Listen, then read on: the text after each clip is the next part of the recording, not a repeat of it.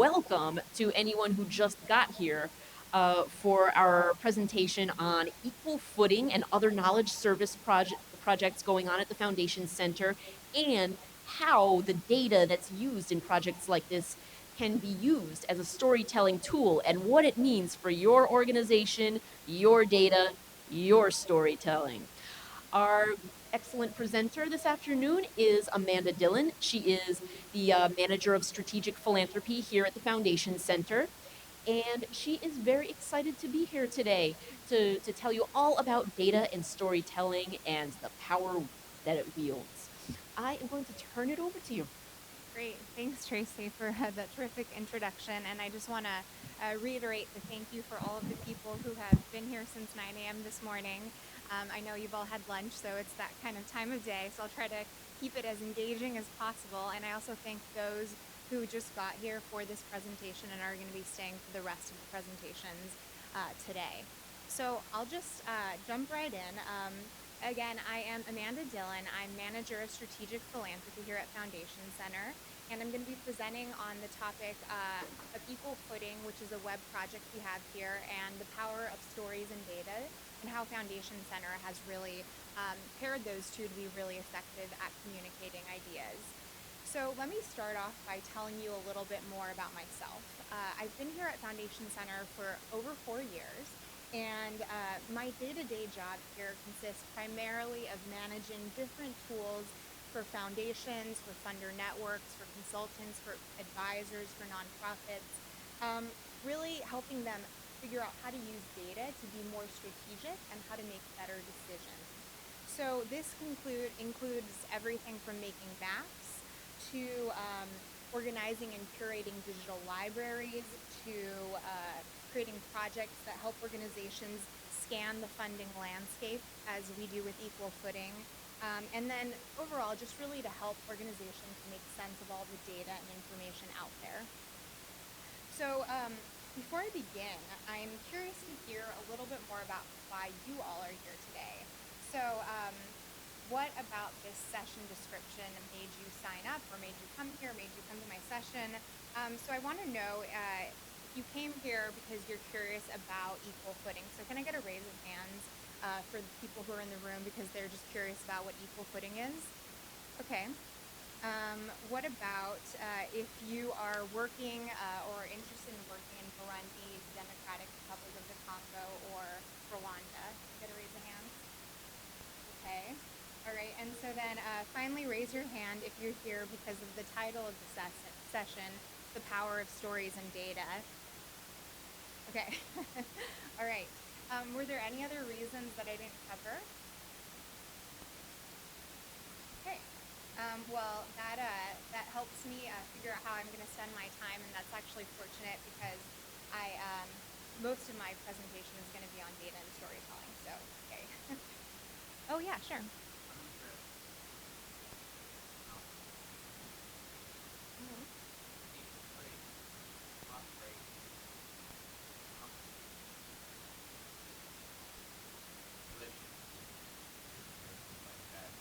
Okay.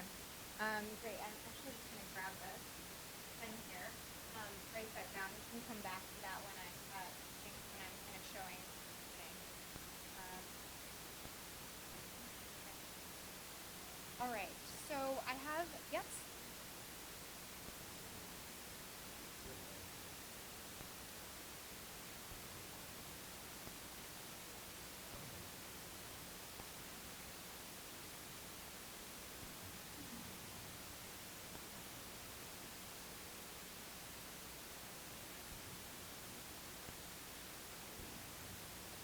Hmm. Okay. Um, I will try to do my best to answer that question. That's a tough question to answer, but I'll try to show how other projects we've done kind of illustrate that point. Um, okay, so my goals for our time together today are threefold. So first I'm going to show you some examples of how Foundation Center has been making data more meaningful through storytelling and by providing additional context. Then I'm going to provide you a few tips on how you can start thinking about sharing your own stories and your own data in a more effective way.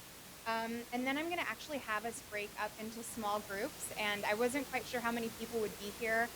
So the groups are going to be about 5 to 6. So maybe start looking around and see who you want to get to know a little bit better. And then finally, at the end, we're going to come back and we're going to present some of the ideas that we brainstormed together. So the idea of storytelling, here are the goals. So the idea of storytelling and data in the nonprofit sector obviously isn't a new idea, but it's been gaining more traction over the past few years. And despite that, it's a practice that many organizations still struggle with, including Foundation Center. So even more challenging can be using that data to tell really compelling stories that resonate intellectually and also emotionally. Um, but we know that data is powerful, and so with a good story, that data can really be unforgettable. One quote that I heard last summer that's really stuck with me ever since hearing it is that data makes stories true, but stories make data real. So I like to keep that in mind as I think about this work. Um, so let me just begin. On screen, you're seeing two static maps of one foundation's grantee service locations for education mapped in Brooklyn, and a static map of their grantees' service locations for social services mapped out in the Bronx. And the shades of blue that you're looking at on the map represent percent of the population under the poverty line. The darker the shade, the higher the percentage. So what story are we telling by plotting out these grantee service locations on a map with demographic data? Well, this foundation, they approached us to work with them because they wanted us to help them tell a story to their board about how their grantees were working with underserved populations and how they were delivering their services where they really needed them most. So one way to convey that was to look geographically at the areas of high need as indicated by the poverty rate.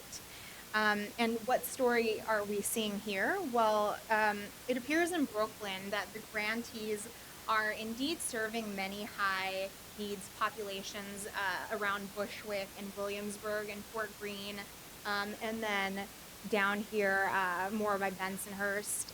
But it also appears that there's gaps in where funding and services could go. So over here by Borough Park, a little bit more towards New York. So that's kind of an interesting way to start looking at that data versus where services are going.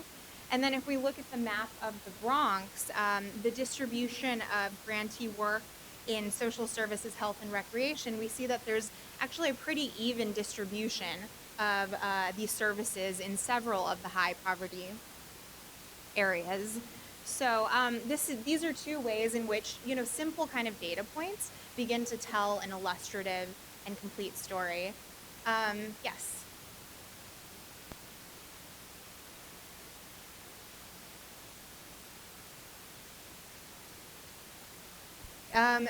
So that's a good question. And for this particular project, we didn't, but I can show you toward the end how we have a tool here called Foundation Maps in which you can overlay various different demographics. And you're exactly right that areas of color are usually the ones that correspond with kind of lower or higher poverty rate or kind of lower medium household income.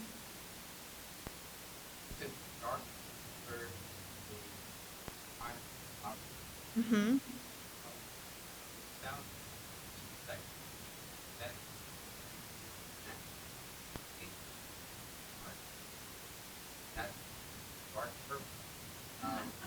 So it can, practice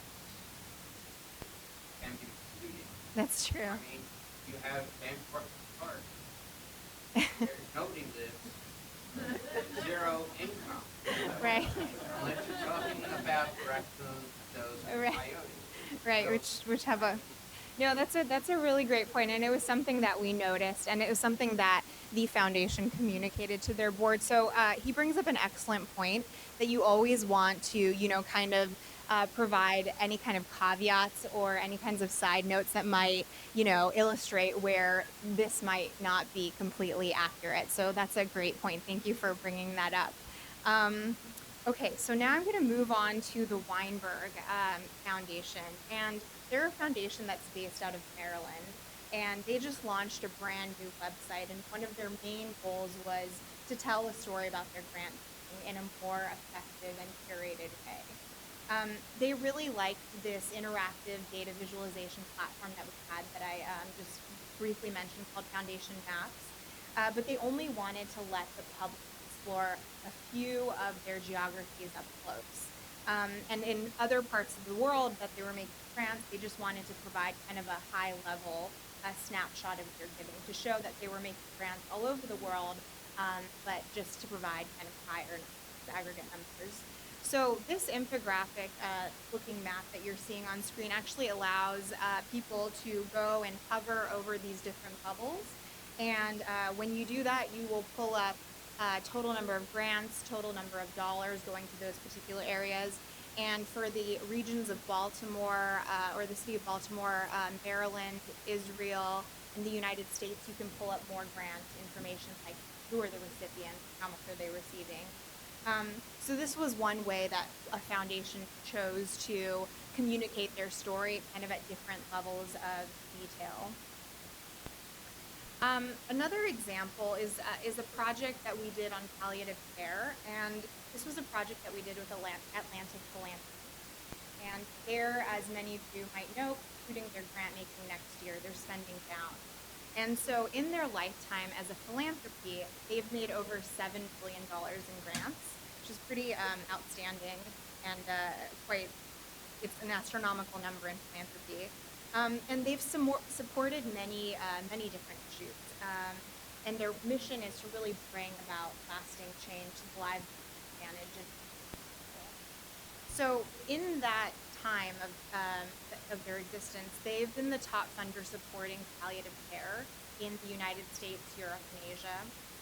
And a few of their concerns as being the top funder in this area is that as they exited the landscape, they were worried, what would happen to their grantees? What would happen to the support for that work that they were doing?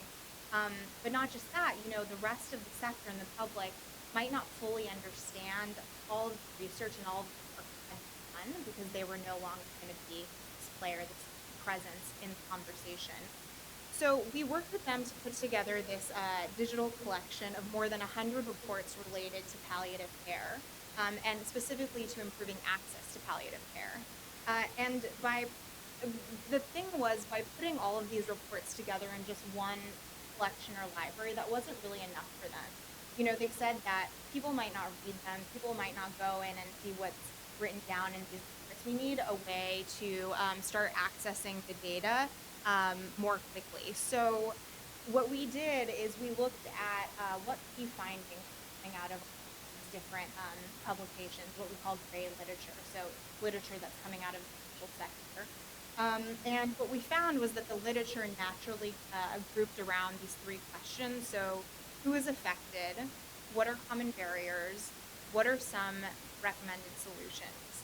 And so as you dig through some of the menus, you begin to get some answers to some of those questions. So under who is affected, there's issues or there's populations that group around a condition, that group around a geography, that group around who they are, so these kind of demographic points. And so you can start to get a sense, even without really reading what's in the collection, what are the big questions that this this issue faces. And so this kind of structure allowed users to understand, like I said, the high level story of what's going on, but it also allowed them, if they wanted, to dig down and find more details. So essentially you would click on any of these and then a couple reports would display below. And I think that this collection is a good example of not overwhelming a user with too much information. Sometimes that can deter people. So another knowledge and data synthesis project we conducted for a foundation was related to coastal sustainable fisheries. And this synthesis was designed to provide an evidence base on success factors, so all those little bubbles around, as to what kind of success factors small-scale fisheries were looking at, in developing countries in particular. And so by putting this together, we actually assisted the Rockefeller Foundation developing its strategy for its ocean and fisheries initiative. And so the 20 key factors that were identified, as I said, were believed to influence small-scale fisheries. And so everything from on the top, where you're looking at these macro factors, so like adapting to change, ensuring sustainability, to some of more of the like meso factors, so technical implementation, things like um, getting I can't even read it from here, but addressing costs and benefits, establishing rights and responsibilities to these more micro kinds of level factors. So furthermore, with this collection, we actually examined, you can see all the colors in the middle, we examined how different players who are interested in coastal fisheries interpreted these factors as being important. So let me walk you through two of those perspectives that we highlighted. So the first one was a politician's perspective. And so as you can see, the things that from the literature mattered the most to a politician were factors related to, for example, engaging fishers, and then several above on the policy and planning level, which might not surprise you. And then we can overlay basically the different perspectives. So here we looked at how does a fisher's perspective compare. And so as you can see, there are less factors that are important to them in kind of the policy and planning level, but more so on the community engagement level. But what's interesting is you can see where the actual overlap between the two perspectives lie. So engaging fishers, establishing rights and responsibilities, recognizing context. And so you can see that we had conservationist, economist, manager, and anthropologist as the different perspectives. So this was another way in which we were able to lay data to make meaning and to start and to tell a story. So I'm actually going to switch here to the internet because I want to demo this map in real time. So the Bernard Van Leer Foundation, they're based in Europe. They were first starting to think about a way to coordinate funding during a meeting that they had a few years ago in Tanzania. And at the table, let me zoom in so you can see this a little better. At the table was a coalition of funders that was investing in young children's development in the region. And by coordinating their efforts, they essentially felt to address issues like how to avoid getting efforts funding certain geographies and certain issues, how to avoid missing gaps, missing opportunities in where there could be funding, how to find synergies in their work, how to find points of collaboration. So they reached out to us to tap into our large database of grants, and also because we have quite robust tech and data analysis experience. And so like a few of the other examples I've shown you, the Bernard Van Leer Foundation wanted to provide this complete picture to tell a really compelling story to other funders about the state of childhood education. So what we have here is we have two data streams that you're looking at. So the green bubbles and the green numbers correspond to foundation giving. And the yellow figures in the yellow bubble correspond to bilateral and multilateral distributions. And those are kind of agencies like UNICEF and the World Health Organization and USAID. So those kinds of entities, which as you can see just at a glance, are making much more of a contribution to these countries than foundations. And so what you're able to do here as well, as you can see, similar to the first map that I showed you, there's these indicator layers below, and you can switch them. So with this map, we show GDP per capita, we show mortality rate under the age of 5, and then we showed prevalence of undernourishment of population. So I'm just going to select mortality rate, and the map will change. So I'm going to zoom in a little bit. And so as you can see, Somalia and South Sudan are two countries with extremely high mortality rate under the age of 5, which makes sense in all the conflicts and wars that they've had in the recent history. And so what you can do is click on any country is that find the exact mortality rate. So see how high that is, 99%. And then you can also see the contributions from foundations. So 2 grants totaling $500,000 compared to 303 distributions from multilateral agencies totaling almost $300 million. And some people might ask, how far back does data go? And it's from 2008 to 2016, showing up on the map. So this really quickly can tell you that foundations might see this as an opportunity to give more funding to this area because of the demographics information. Okay, so now I'm going to switch gears a little bit. As the title of the presentation is eating, I wanted to spend a little bit more time digging into this particular project because I've showed you projects thus far that can show how funding, location, demographics, different indicators, insights, data can all come together to tell a story around the issue area. And what you're seeing on screen here is the homepage for an initiative launched in September for Shadow and Foundation. And the backstory of Equal Footing is that basically it was created like these other projects out of the need for data and information about what was happening in these 3 countries. So like the early childhood development map I just showed you, Bloomberg Philanthropies a couple years ago convened a summit and they brought together NGOs, government officials, funders, different agencies that were working in these 3 countries. And they came together because they wanted to create more comprehensive and kind of more collaborative plans for how they could improve their work, how they could be more effective, how they could make impact they all had at their disposal. And so after the summit that lasted 2 days, it became pretty clear that they couldn't come up with any clear answers. It was really challenging, and it seemed to be the issue was that they didn't have enough data about what was going on. They didn't know who was doing what, who was even in the landscape. They wanted just overall idea of what funding in 3 countries really looked like.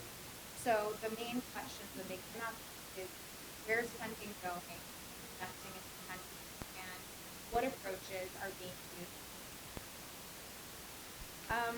So fast forward to last year, they approached us because of the same reasons as the Equal Footing map, with a lot of data, with a lot of technological data analysis experience.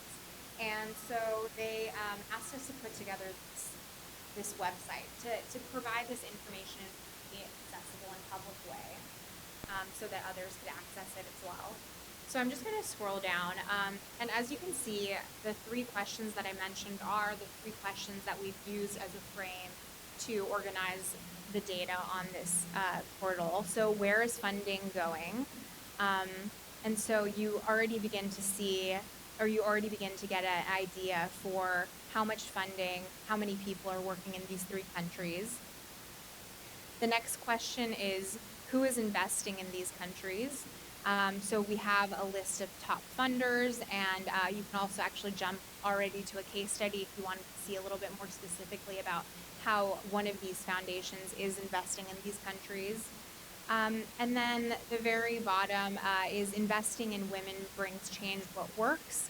So this particular web property took the perspective that investing in women does work in these developing countries, but more specifically, what kinds of tactics and techniques and strategies have been successful. That is always the question after you find out who's doing what. Okay, what are they doing that's really working? So let's just start digging in by thinking about who's investing in these countries, kind of this top question. Okay, So this will take you to a list of top 25 countries or top 25 funders across all issues in all 3 countries. And so you can see that several of these foundations might be ones that you could expect, Gates being largest, followed by a couple of others like Arthur Foundation, Kennedy United, Packard. There also might be some international foundations that you were less familiar with. And what this view allows you to do is you can look at funders across all issue areas, or you can look at funders just for one particular country. So if we were to filter this by Rwanda, we can see that the list has changed slightly. So Gates is no longer at the top. And if we want to find out more about any of these foundations, we can click on their name. And so doing this, you'll see basic contact information, basic financial data, their mission statement, their background, and if you have information, any grant making program they focus on. And so this data is pulled from our database. So I'm not sure how many of you are in here when George is presenting on Foundation Directory Online, but a lot of the information is similar to what's available on that database. So like I said, this is a good first step. Still, there's so many questions about what are these funders actually supporting beyond what Al tells them? So to answer that, we created this custom map based off of our Foundation Maps platform. So I'm going to zoom in. Okay, so we can see here that the 3 countries of focus are highlighted, and that begins to give us a sense of what's the scope of what's going on. So the 4 boxes at the top are aggregates. So it shows that since 2006, there have been 2,400 grants made to these 3 countries, totaling almost $800 million by 300 funders to over 1,000 recipients. So just really quickly, you can already get a sense of what the scope of what's happening here. The shading of the map actually also functions like a heat map. So the darker the color, the more funding going to that country. And we did a little bit of digging to see why the Democratic Republic of the Congo was so much higher.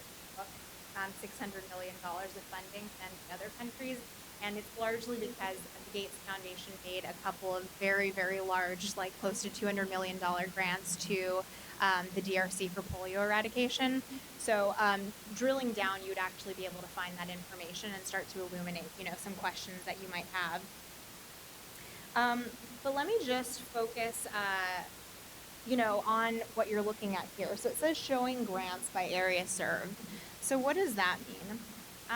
Well, if I switch, let's just zoom in on Rwanda. And if I switch to viewing grants on the map by recipient, this means how much money is going to recipients based in Rwanda. And so we can see that there's 45 foundations that are supporting 136 recipients based in Rwanda, totaling only $20 million, which is not that much. But if we switch this to area served, take a look at how the numbers have changed. So what area served means is that funding is going to recipients located anywhere in the world, but that are working in Rwanda. And so you can see that the funding goes up by almost 10 times. So it's quite significant. And what this begins to tell us is that the beneficiaries of the majority of foundation grants aren't actually located in Rwanda. They're probably INGOs located in other countries or headquartered in other countries. So that's a pretty interesting story that just by comparing that information we can glean. And if we're curious to find out, well, who are some of those international organizations that are receiving the funding, we can click on list here at the top and then click on recipients tab here. And so you'll see, take a look at the location of these organizations. So out of the top 10, only one of them is actually based in Rwanda. So part of this, work was to not just understand who the top funders or the top recipients are in the region, but also to understand what the connections were, what's the actual ecosystem look like, and how are all of these entities connected and related. So we built something called Constellations, and never seen this before. It's kind of cool. It's something that we get a lot of positive feedback around here, and I'm just going to zoom in so you can see. But essentially what you're looking at here are the relations between foundations and recipients who work in Rwanda, the funders and the organizations there. So the purple dots represent recipients and blue dots represent foundations. And so if I were to look at this constellation, as we call it, it looks like it's pretty distributed. It's pretty spread out. There's not a lot of kind of like inner tangle, which you sometimes see, for example, when you get the same constellation of like New York City development centers. Like that network is very, very integrated. So I'm just going to switch it though to specifically and so again, you can see it's not a very large pool of entities, and it looks like there's some overlap between organizations that are funded by the Tides Foundation and by Firelight Foundation. But overall, there's still a lot of kind of siloed funders and recipients in this land. So we can compare it to, why don't we get Democratic Congo to see how that looks different. I'm going to zoom in a little more. And so it looks like what I see here is that there's a couple of key funders who support several different recipients. Sorry, the computer are a little hard. So, I mean, they almost look like that one foundation is funding several recipients, no other foundation is funding. And in terms of granting and total grant making, it looks like this ecosystem has one really big player, so CordAid. The size of the bubble represents the size of funding. And there's some kind of interconnections here, but for the most part, this is also a pretty, kind of distributed and siloed network. It's not as, like I said, as connected as others. And this is something we actually see when we look at lots of international, countries, that there's lots of foundations who are supporting grantees who no one else is supporting. It's not that uncommon. Okay, so obviously there are countless ways that you could, search this data and start to find ways to make meaning of what you're looking at and find stories. But let's turn now to some of the more qualitative sources that ePudding offers. That's often something that people don't really think of as data, but at the end of the day, impact, kind of what's the long-term effect. That's a place that we can really look at some of those qualitative stories. So I'm going to go here and click approaches at the top and scroll down. And so one of the key areas in which philanthropy has focused its investments in recent years has been in the support of economic development approaches and activities for women in these 3 countries. And so the 7 approaches that you're seeing on screen reflect the types of activities for which we commonly saw philanthropic support. And so we wanted to present resources on these 7 approaches in a way that it would allow many people to see different types of data around one particular theme or approach in one place. So I'm just going to click on business entrepreneurship. And if I scroll down,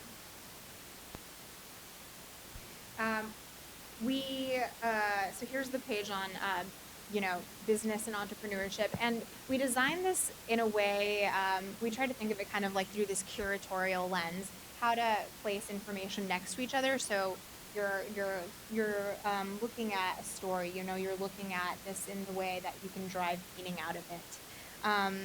And so on the left here, you can see that there's a case study that relates to business and entrepreneurship, and this one in particular is about the Siegel Family Foundation, who works primarily, or they do a lot of work in Burundi. And this case study is kind of about the reflection on practice and how they've looked at their work in the past and how that's informed their work, moving forward in the future. And so for each of the approaches, there's different case studies that relate to them. And then next to the case studies, then we have sample grants. So these are ways in which foundations are supporting grantees to do work related to business and entrepreneurship around women. And then we also brought in a stat related to each of the different approaches that could tell us a little bit more about that country or that issue area. So this may surprise some of you, may not surprise all of you. Nearly 1/4 of the people in Burundi, DRC, and Rwanda are not part of the reported labor force. And then here below, we, as part of this process, we collected over 120 reports related to DRC, Rwanda, Burundi, around economic development or around women, or reports related to other post-conflict and conflict countries like them. And we group them together again by the different approaches. And each of them, you can click them and find key findings. So you can download it, you can find a summary, find the coding that we apply to them. We also pulled out findings because what we've learned these days is that people just don't read the same way they used to. There's just not enough time, and so this allows you to figure out, if this is something you can explore more. So we did this for every single report in this collection.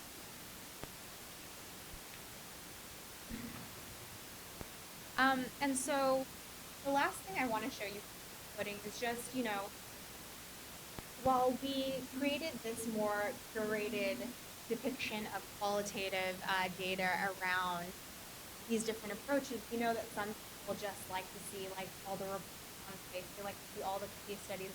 That's just one way that we end up navigating sites like these.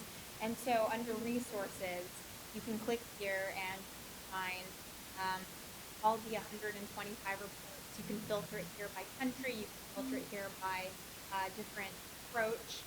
So as you can see, you have a wide array of fact sheets, of case studies, of evaluations, of program descriptions.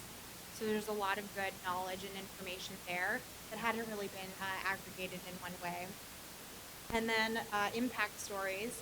So this shows where all of our case studies that we interviewed foundations to put together are.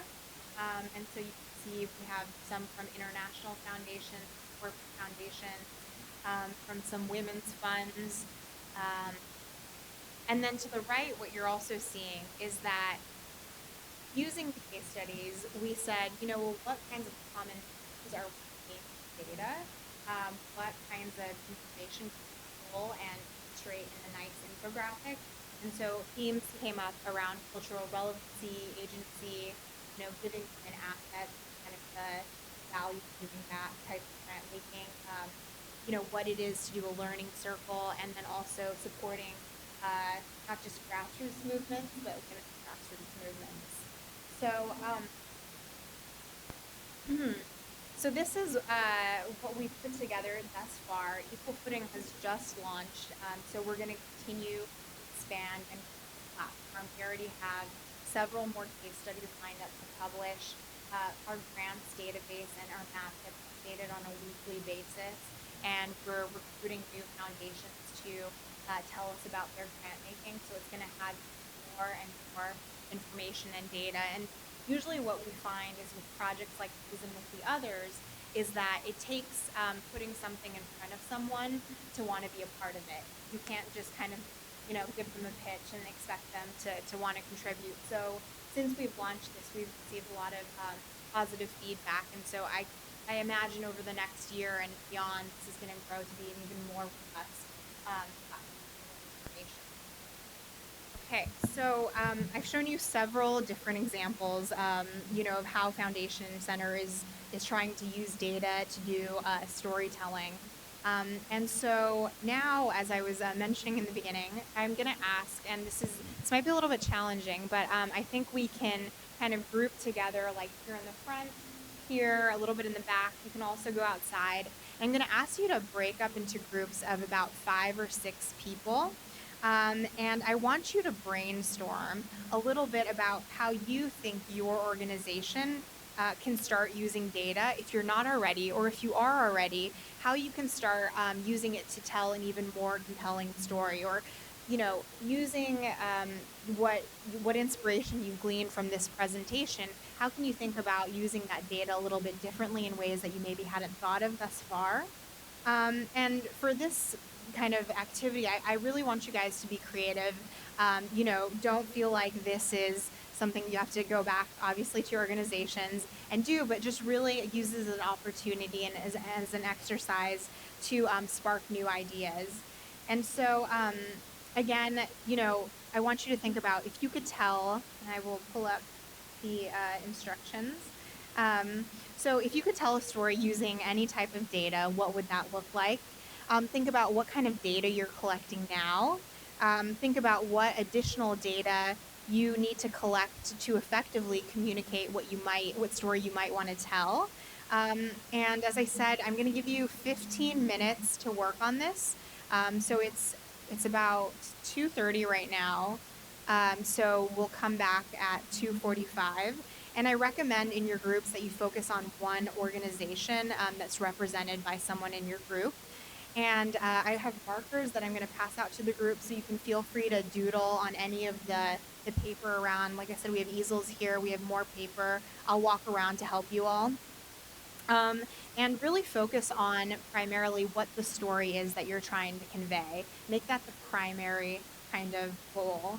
And then when you come back, if you have drawn anything on your poster paper, it would be great if you can present that. So I'm going to take questions about everything I presented at the very end, but are there any questions about the particular activity I want you to try now? Yes.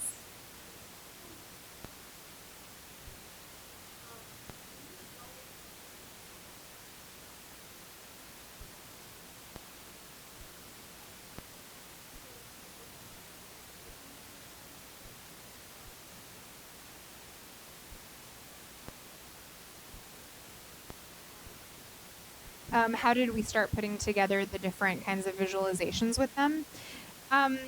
So we did that in a couple of different ways. I mean, we showed them some of the tools that we had access to. So things like Foundation Maps, so they could see, we have the ability to visualize. And sorry, for people who didn't hear the question, let me just repeat it. She was asking, how did organizations who we've worked with, how did organizations whose projects I've presented on, how did they get the ball rolling? How did they start? And so it was primarily them working with us, sitting down with us, telling us what they were trying to communicate, what story they were trying to tell, and then us thinking about, okay, what information do we have that we can help you with? A lot of times we'll go to conferences, and so we'll kind of be in the mix with different funders and different organizations, so we kind of hear their concerns and kind of the need for what they're looking to depict. And so then we can say, have you thought about doing it like this? And so then the conversation kind of carries from there. Does that answer the question? Okay. Yes.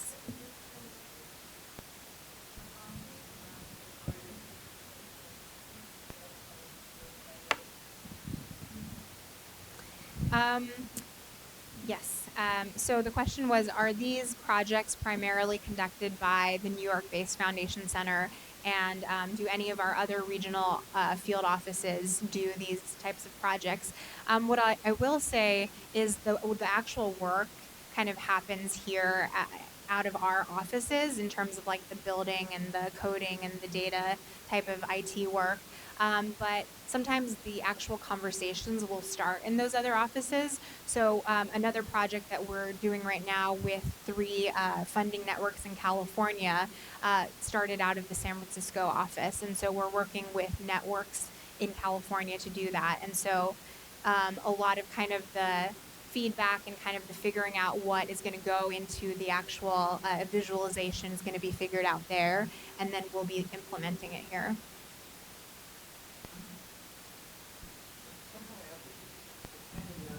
Somebody living in Rwanda writing to the Gates Foundation saying, we need money. Hmm. So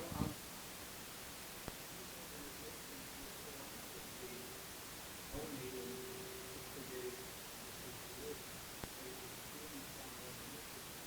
Um, sorry, can you explain that? just saying that there were one, let's take it for a someone in the States. Hmm. I can't imagine somebody living in Rwanda writing a proposal Hmm. and saying, please fund us. Right. So that's from somewhere else. And I'm wondering if the funding is essentially self-initiated by these organizations to put money into those countries. Yeah, I think it depends. And kind of what I was showing earlier. So the question was, he was saying he can't imagine that there's, small organizations based in Rwanda, or yeah, or individuals who are writing to the Gates Foundation who are requesting for a grant and then they're receiving that funding. So the question is, how does that happen? And I think one of the things that I tried to show you with the difference between grants going to organizations based in the country versus grants going to organizations that are serving the country is quite different. So we can toward the end kind of look, but I think that probably Gates might not be funding any organizations based in Rwanda, but they're probably funding like CARE, like the various health organizations that are doing services there. So that would be my general sense.